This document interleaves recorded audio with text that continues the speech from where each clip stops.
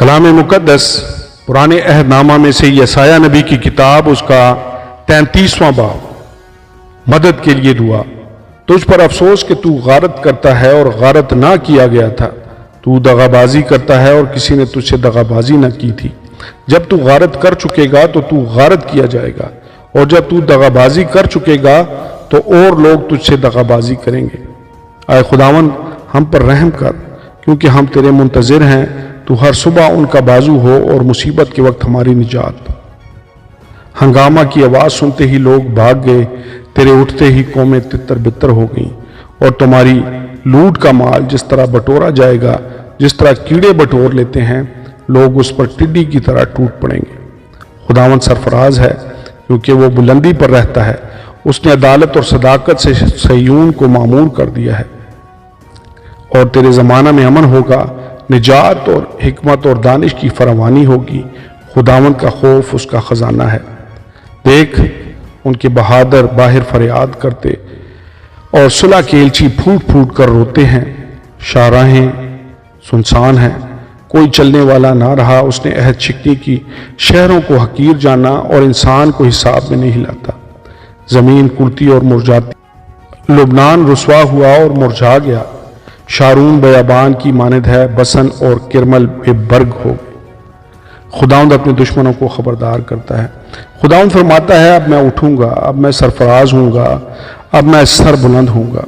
تم بھوسے سے باردار ہوگے، پھوس تم سے پیدا ہوگا، تمہارا دم آگ کی طرح تم کو بسم کرے گا، اور لوگ جلے چونے کی مانند ہوں گے، وہ ان کانٹوں کی مانند ہوں گے جو کاٹ کر آگ میں جلائے جائیں۔ تم جو دور ہو سنو کہ میں نے کیا کیا، اور تم جو نزدیک ہو میری قدرت کا اقرار کرو۔ وہ گناہگار جو صہیون میں ہیں ڈر گئے، کپ کپی نے بے دینوں کو آ دبایا ہے۔ کون ہم میں سے اس مہلک آگ میں رہ سکتا ہے، اور کون ہم میں سے ابدی شعلوں کے درمیان بچ سکتا ہے؟ وہ جو راست رفتار اور درست گفتار ہے، جو ظلم کے نفع کو حقیر جانتا ہے، جو رشوت سے دستبردار ہے، جو اپنے کان بند کرتا ہے تاکہ خونریزی کے مضمون نہ سنے، اور آنکھیں موندتا ہے تاکہ زیانکاری نہ دیکھے۔ وہ بلندی پر رہے گا، اس کی پناہ گاہ پہاڑ کا قلعہ ہوگا۔ اس کو روٹی دی جائے گی، اس کا پانی مقرر ہوگا۔ شاندار مستقبل، تیری آنکھیں بادشاہ کا جمال دیکھیں گی، وہ بہت دور تک وسیع ملک پر نظر کریں گی۔ تیرا دل اس دہشت پر سوچے گا، کہاں ہے وہ گننے والا، کہاں ہے وہ تولنے والا، کہاں ہے وہ جو برجوں کو گنتا تھا؟ تو پھر ان تندخو لوگوں کو نہ دیکھے گا جن کی بولی تو سمجھ نہیں سکتا، جن کی زبان بیگانہ ہے، جو تیری سمجھ میں نہیں آتی۔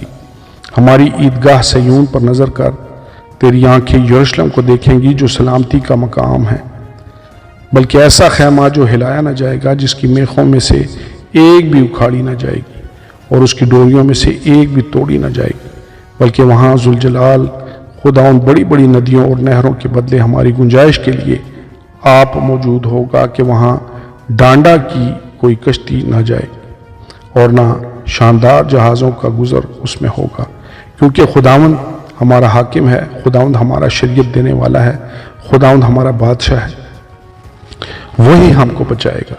تیری رسیاں ڈھیلی ہیں، لوگ مستول کی چول کو مضبوط نہ کر سکے، وہ بادبان نہ پھیلا سکے، سو لوٹ کا وافر مال تقسیم کیا گیا۔ لنگڑے بھی غنیمت پر قابض ہو گئے، وہاں کے باشندوں میں بھی کوئی نہ کہے گا کہ میں بیمار ہوں، اور ان کے گناہ بخشے جائیں گے۔ آمین اور آمین۔